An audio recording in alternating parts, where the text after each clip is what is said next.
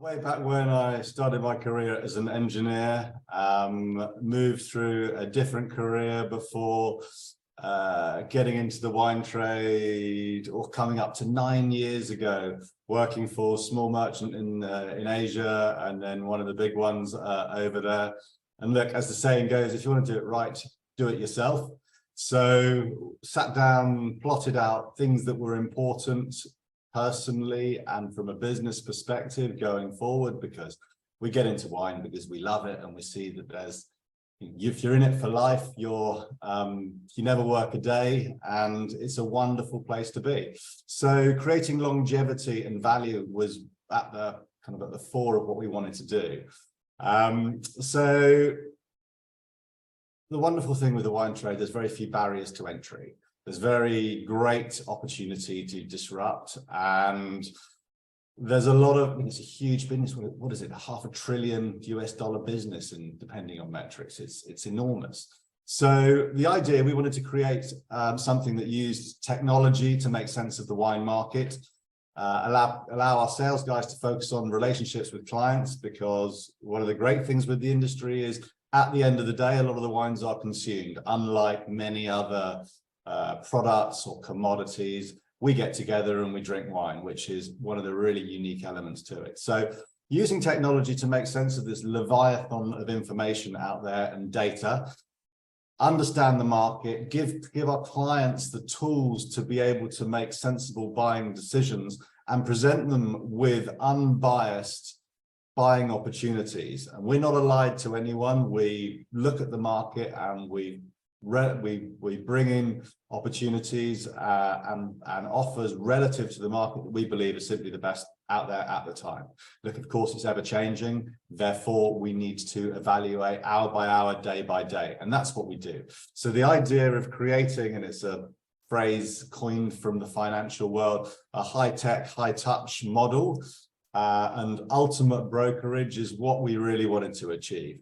I'm a huge believer with the implementation of technology, having access to everything and holding nothing is absolutely the right model for me. By doing that, we don't have the balance sheet constraints where we need to buy things. And the whole model that, I used to love of, your wine merchant gets passed down from your generation to generation is a wonderful one. But as a wine merchant now, if you're looking to buy and hold wines on release for 20 years before you sell them, well, if you're not turning over that money twice in a year, making whatever you make off it, which is likely and should be far more than the appreciation on wine, then there's something wrong. So we'll leave that buy and hold model to those that have huge balance sheets to do what they will. But for us, it's lean, it's mean, it's efficient, it's holding relationships at the core of what we do, and using technology to make sense of the best trading opportunities out there we can.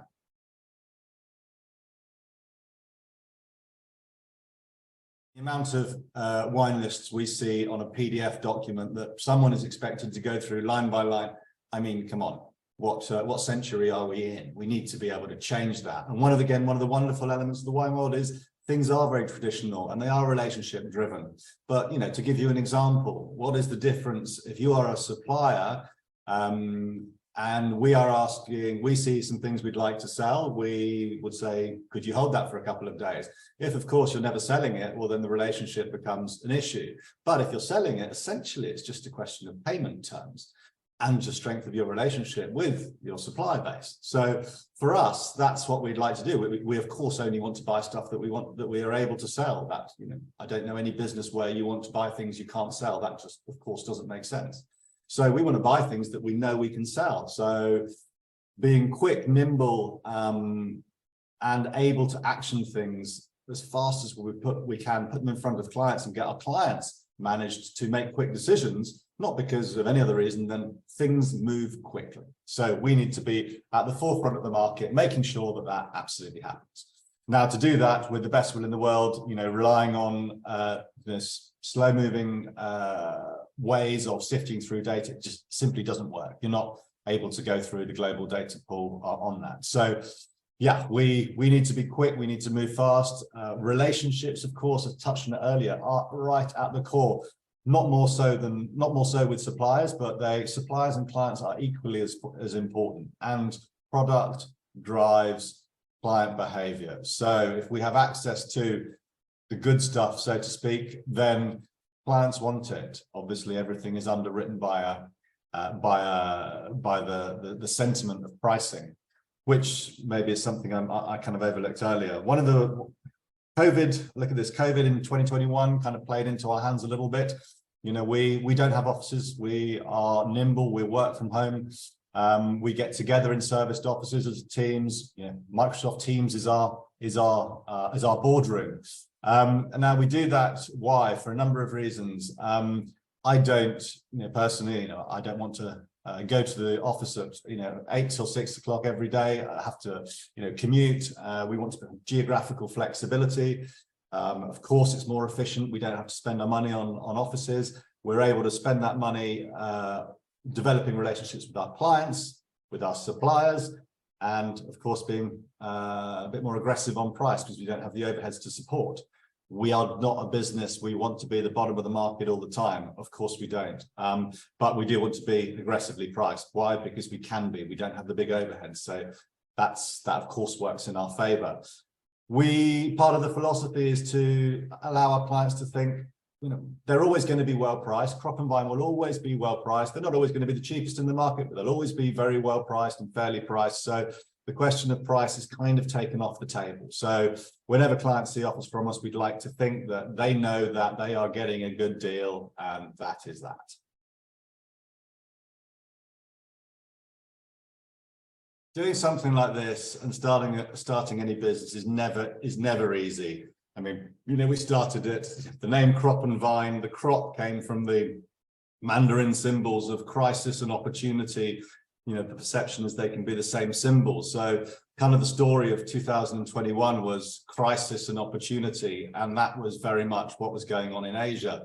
We'd had protests, we'd had umbrella movements, we'd had COVID, we'd had tear gas, we've had lockdowns. And it's not stopped there. Now we're on to things like global cost of living crisis, potential recessions, and we haven't even got to the war in the Ukraine. So not straightforward. But also going through these kind of times, anyone can do it in a bull market, but going through kind of challenging times means you stick to your guns, you get it right. When the markets turn and things move up, you're well positioned. So for us, people always will be at the key of what you do, unless you've got good people, employees, team, clients, suppliers. You're never gonna be able to get off the ground. Equally, you've got then what you do once you've got the team in place. So the technology side for us was super important, and it took me a long time to try and figure this out. And until now, had never really, it kind of blown my mind, the systems that people had used, and they had either been proprietary systems or systems that were off the shelf from big companies that had been molded and tweaked and manipulated to do something for which they weren't intended. Now the headline might be great, but the reality is, you change one thing, then, downstream everything changes and you need a constant monitoring system. So this was probably, a technology side was probably our biggest consideration about what we would do and how we would look to go at it. We were a business that wants to grow. So, if you're a really small business, you can manage things off an Excel sheet. Yes, fine. But we want to create connectivity through systems. The idea is best of breed. We want the best of breed in every aspect of the business. And if we're good at sourcing, pricing, selling wine, relationships, the other elements we know we can't do. We know we're not good at. We're not finance people. We're not developers. We need to outsource that and find the best of breed in the various areas that we need. Now, those are a system for us to manage all of our client, supplier, seller management operations. That's a finance system. That's a digital marketing and website and online platform. It was a huge headache for us, to be totally honest, when we looked at the market, and went to evaluate systems that we found. I mean, we weren't going to build something, off the bat. We weren't going to get a Salesforce, for example. We looked at it in the past and it was just far too inefficient. And all the other systems that we looked at and came across were really designed for Tesco type stock management tools and big volume retail supermarkets. And that all obviously comes with a huge cost. So we wanted someone, and we were really fortunate to come across and be introduced to the Hub guys and Nick and the team. And what we really liked, and this is, I don't know, by chance or otherwise, we've partnered with businesses that seem to have been at a similar, or not dissimilar, period of growth to when we started, and sometimes timing's everything. So we got together with Nick and the team, and it really worked. We went through some, this is what we want to do. We sat down. I think we must have had 5, 6, 7 meetings over the time, and we thought, right, this is what we want to do. And every time we said, this is what we want to do, Nick would come back and say, great, we like that idea. We've got something similar on the roadmap. Perhaps we can work it this way, and it's going to take time. So we wanted something essentially that was a one-stop shop for all of our supplier, client, stock management, inventory management, invoicing tool, which for us, it was, we voted with our feet. There was only one option, and it was Hub. We loved that because the attitude, they were at a stage a couple of years ago where it was growth and starting. I don't know what number client we were on board, but if it wasn't single digits, it was probably early double digits. And I still say this, and I'd like to think that we're probably one of their biggest pain in the neck clients, because of the demands that we have and the ideas that we push forward, which with some partners, and we consider Hub very much a partner, people will say, no, we can't do that. For us, it doesn't work. We like the idea of, okay, I like the idea. How can we fit it into the plan? Or it's going to take time, or you might need to go and do something yourself on this, but a straight ability to talk is, for us is great. So what the Hub gives us is a central hub or port of call for everything that runs our business. Yes, we use Xero, which is a brilliant tool, but Hub, for a day-to-day management of our business, for every aspect of the wine tool, works great for us. It's a massive thumbs up, and part of growing and developing together is one of the major reasons we love working with them.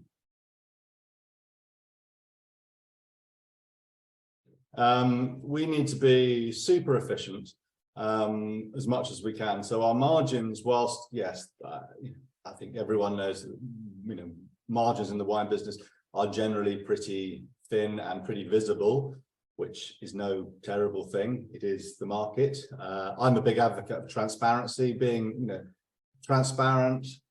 We just got to look to the world of wine funds to show us that when people are not transparent, then generally things might start to struggle. Transparency is the greatest thing in the world of wine and spirits, and the more transparency there is, the better. The more people are educated, the better. One thing that always struck me that was unusual in the wine trade was there's plenty of money to be made, despite the fact margins are relatively thin, but the absolute cash value of those margins is very high. And we use those to reward and incentivize our team. We can be efficient and identify opportunities by the strength of relationships and the fact that we're actually able to sell the product at the end of the day. If you can't sell it, well, it's kind of by the by. And the old age expression is, it's very easy to buy wine, it's not quite so easy to sell it. So be mindful of that. But what do we, for us, it's all about efficiency. It's turning around things quickly. Product drives clients. I learned this fairly early on. You've got great products out there at a good price, then as long as you put them in front of people in the right way, then people will likely buy them.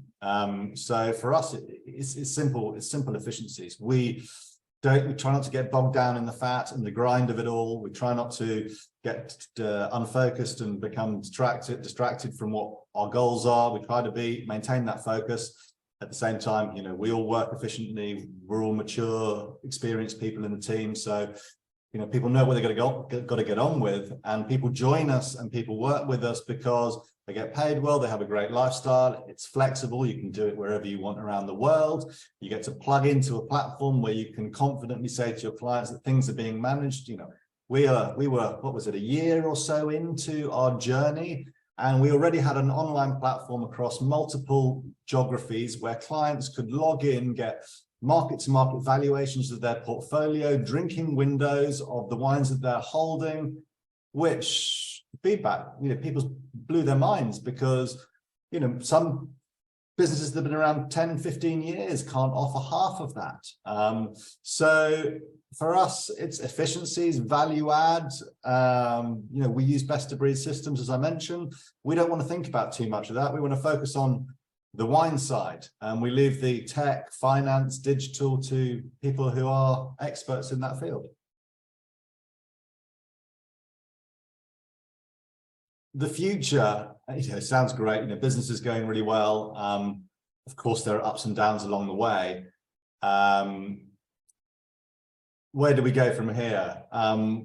Partly, it's more of the same. So we have a lot of exciting plans on the technology side, along the lines of efficiency, identification, all that kind of good stuff.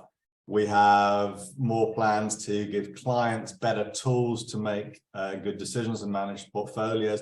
Also make things easy. The easier things are, the more clients want to work with you. We want to make things more fun for clients, engage better. As I say, we don't have offices, so we can go and see clients a bit more. We have the budget for a little bit more. But the key things really are technology and people. So we want to hire, across the world. Again, it doesn't matter where you're based with us. You can base wherever your heart desires.